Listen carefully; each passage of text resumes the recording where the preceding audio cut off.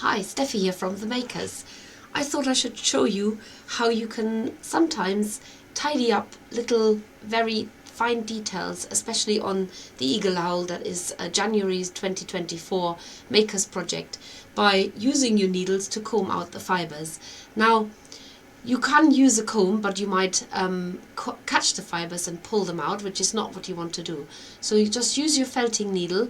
Use one perhaps that you're not too precious about in case you break it, but you can literally just put the fibers back into line by stroking your needle through them in the direction that you want them to run. So like little feathers, you should pull no fibers out that way and get a nice and neat look back into your owl or any other creature where you've got longer wool strands that are making either feathers or fur.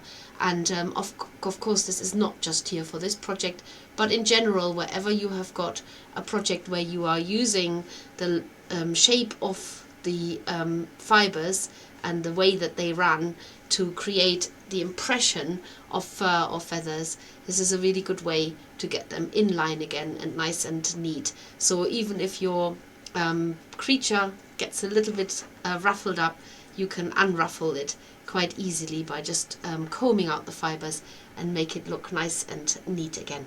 And hopefully you can use this on your eagle owl. That's it, basically. Short and sweet, this one, but very useful, hopefully. See you soon.